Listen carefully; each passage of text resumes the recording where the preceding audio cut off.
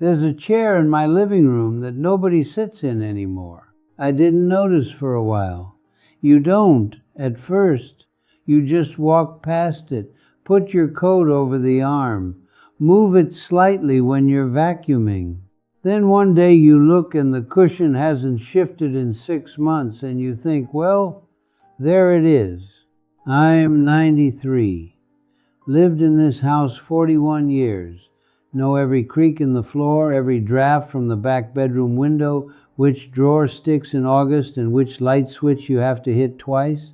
I know this house the way I know my own hands. And I want to talk to you about something most people don't say out loud until it's too late to do anything about it. Not because I've figured it out, I haven't. I'm still working on parts of it. But I watched two people I cared about fall apart differently for different reasons, and I made myself a promise at both of their funerals that I was going to understand what happened before it happened to me. The first man was named Gerald. He lived 4 houses down. We weren't close exactly. We waved, talked over the fence sometimes. He had a riding mower he was very proud of. Kept it in better shape than his truck. He retired after 36 years working for the railroad. The day he retired, his wife threw him a party in the backyard. String lights, brisket, a cake shaped like a train. Everybody said, "You earned this, Gerald. You finally get to rest." 6 months later, he couldn't get out of bed before noon. Not because he was sick. He wasn't sick. He just didn't have any reason to. His wife had her quilting group, her church committee, a sister 3 hours north she liked to visit. Gerald had nothing. No place to be.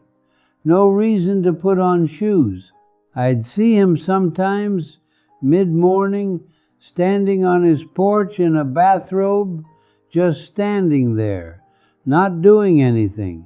Not going anywhere, just standing. I didn't say anything. What would I have said? By the 2nd year, he was drinking before lunch. By the 3rd, his wife had moved into the guest room. By the 5th, he weighed close to 300 pounds and hadn't left the house in weeks. He died at 74. Heart attack. In a recliner that had a permanent dent in the shape of his body. That detail, the dent, I think about it more than I should. I stood at his funeral, and I thought about that recliner the whole time.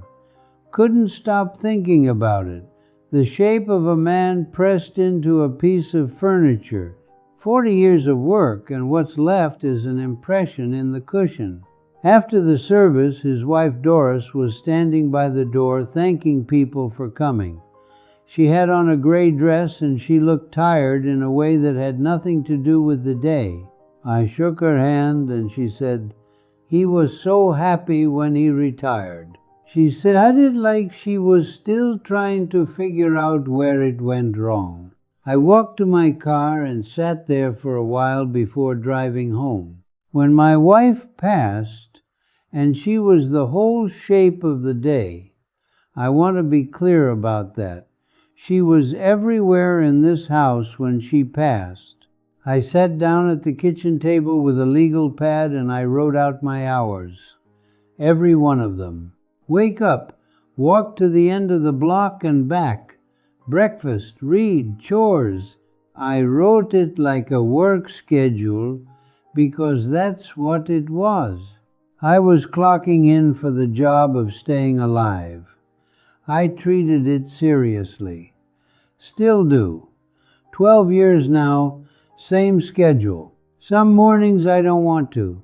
Some mornings the bed feels like the only reasonable thing left in the world. But I get up because the schedule says to, not because I feel like it. Feeling like it has nothing to do with it. That schedule is the first thing that kept me upright, but it's not the whole thing. Because of what happened to Margaret. Margaret was a school teacher. 4th grade, 29 years. Smart woman, shop dresser. She wore pearls to the mailbox every single day. That's just who she was. Her husband had left her years before with almost nothing. She raised 2 boys on a teacher's salary, never complained, never saved, not because she was careless, because every dollar went into those boys. Braces, baseball shoes, college applications, car insurance. When she was 78, the roof started to go. Her son, he was a dentist, doing well. He paid for it. Once he paid for it, he started asking questions. What's your electric bill running? Do you need all this space? Have you thought about what happens if you fall? The questions were reasonable. That's the thing about reasonable questions. They don't feel like anything is happening until everything already has. Within 2 years, he moved her into a senior facility on the other side of town. Clean place, nice staff, a common room with large windows and potted plants along the sill. But Margaret didn't choose it, he chose it. I went to see her about 3 months after she moved in. She was sitting by the window in a sweatshirt, no pearls. I sat down across from her and we talked for a while about nothing, the weather, a book she'd been given, whether the food was decent. She was polite. She answered everything I asked. But she wasn't there, not the way she used to be. Before I left, I asked about the pearls. She looked at me, and then looked right through me, and said, I don't know who I'd be wearing them for. I drove home and sat in the driveway for a long time. I thought about the dentist's son. I don't think he was a bad man. I think he looked at his mother's situation and did what made sense to him. Fixed the roof, asked the questions, made the arrangements. He just didn't understand that the arrangement was his mother. So I saved. All my working life I saved like the numbers actually meant something. Because I understood early, maybe too early, maybe that's my flaw, that needing people is dangerous. Not because people are bad. Because people are busy, and busy people make decisions for you they'd never make for themselves. Modest money that's yours beats comfortable money that belongs to someone else. I believe that the way I believe most things, not because someone told me, because I watched the alternative up close. But here's where I have to tell you about my son. His name is Robert. He's my oldest. We haven't spoken in 9 years. Before you decide what kind of story that is, it isn't what you think. Robert didn't do anything terrible.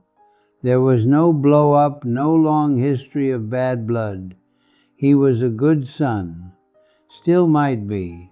I wouldn't know. After my wife passed, he drove down from where he lives, stayed for 3 days, helped me with the arrangements, the paperwork, all of it. Was steady the whole time. I was grateful. On the last day, before he drove back, we were sitting at this kitchen table, right here. He had his coffee, I had mine. And he said, Dad, I think you should come live with us. I said no. He said, you're 82 years old. You can't live alone. I said, I'm not living alone. I'm living with myself, and I need to find out if that's enough. He looked at me for a long time. Then he said I was being selfish. Said I was choosing an empty house over my own grandchildren. Said he'd be driving back to his family, not knowing if I was all right, and how was he supposed to live with that? And I said, I don't know, but I have to stay. He left and we haven't talked since. Not really. A card at Christmas the first year, then nothing. Maybe he was right. I still don't know. I go back and forth on it. Some mornings I'm sure I made the right call. Other mornings I sit here and think about Robert's kids, my grandchildren, and I wonder what they think of me. Whether they think anything. Whether they know enough about me to think anything at all. One of them is 19 now. I haven't seen her since she was 11. I don't know what she looks like, but I'd watched Gerald. I'd watched Margaret. And I knew what happened when you handed your days to somebody else and waited for them to tell you when to eat and when to sleep and when you were allowed to feel useful. I couldn't do it, so I stayed. And the cost of staying was Robert. People think loneliness is about being alone. It isn't. The loneliest people I've known were surrounded children, grandchildren, somebody checking in every Tuesday and still invisible, still waiting, still handing their piece to whoever walked through the door. Because when you're young, the house is full, your whole life is full, co-workers, neighbors, your wife, your kids loud in the next room. You never have to learn how to be with yourself because there's always someone else in the silence. Then you hit 80 and one by one every chair empties. And you're in a quiet room whether you want to be or not. If you don't know who you are, not who you were to your wife, not Dad, not the man who worked 38 years in a trade, if you don't know who you actually are when the house is quiet, you will fall apart. I've seen it. I've watched men survive things I couldn't imagine and then not survive their own living room. About 2 years after she passed, I woke up one morning and the house was so quiet I could hear the refrigerator from the bedroom. I got up, walked to the kitchen, stood there for a minute, and then I said, out loud, to no one, to the room, to whatever was listening, I said, "Good morning," just to hear it, just to have it be said. I know how that sounds. I knew how it sounded when I did it. I didn't care then, and I don't care now. Some mornings I'm the only one who's going to say it. So I say it. The first few times I felt ridiculous.